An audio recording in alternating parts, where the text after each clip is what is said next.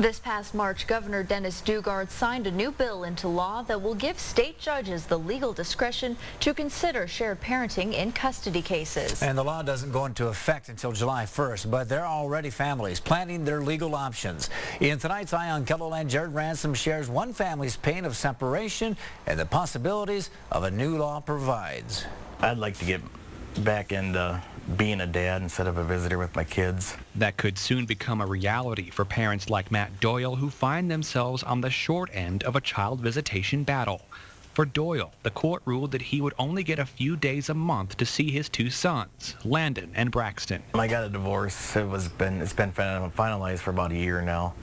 And to start off, I got help from my kids, and it wasn't looking good at all. The separation wasn't just hard on Doyle, but it took a major toll on his sons as well.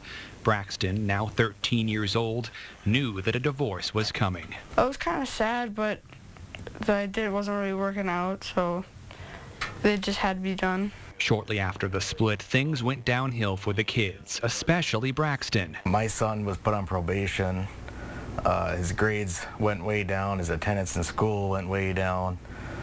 It just really affected my kids. Doyle soon got his son back on track. He even enrolled Braxton in some mixed martial arts classes to let him exert some of his frustrations. I get behind in school when I'm at my mom's house, and when I'm here, I actually get my homework done. We're gonna make one trip to the hills. They both seem more at peace, spending afternoons playing games and talking about future trips to Mount Rushmore. It's a home full of optimism, thanks to a signature on March 12th from Governor Dennis Dugard, which makes shared parenting an official custody option. It makes us, like we do better if we see both parents more often than having more time with just one. The law takes effect statewide on July 1st. For those at the controls of custody cases, like Circuit Court Judge Doug Hoffman, there are already a long list of factors he takes into consideration when making a ruling. In every custody case, we're required to at least consider those factors and look at any other relevant factors and then determine the overall best interests of the children. He considers the housing arrangements of parents, past criminal records, employment, and any other factor that could impact the child at the center of the case. I always try to take enough time to explain to the folks why I'm making the decision that I'm making, why I feel it's in the best interest of their children. One of the ways Hoffman and other judges gauge the best interest of the child is to introduce them to a child advocate, a person who is able to analyze how the kids are feeling about the separation.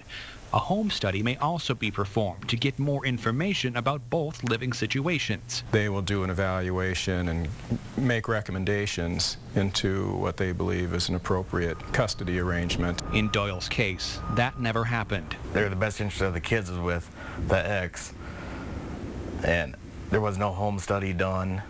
So how does the judge know which is the best interest of the kids when nothing was ever done to introduce me or the kids to the family court system? Hoffman freely admits that every courtroom is different and every judge has their own ways of handling these cases. Most laypersons, even though we're judges, we're not psychological professionals, so we weigh and consider these various opinions.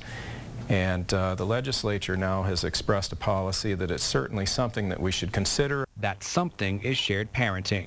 Judge Hoffman is becoming very familiar with what will be asked of his courtroom come July 1st, but he thinks the changes initially won't be dramatic. From my own perspective, it doesn't really change anything.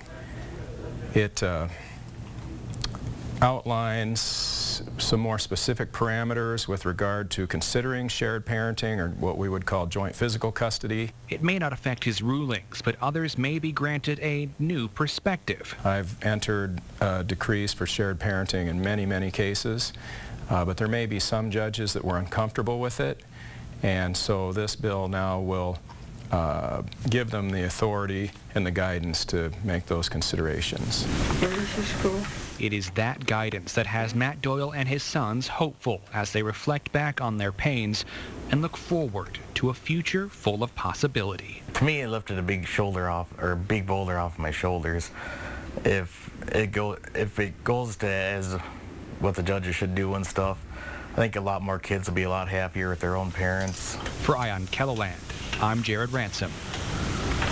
Doyle says that he is not alone in wanting to get back into court as soon as possible. In his time helping with the South Dakota Shared Parenting Group, Doyle says that he recognizes that he is just one of a long list of parents weighing their legal options.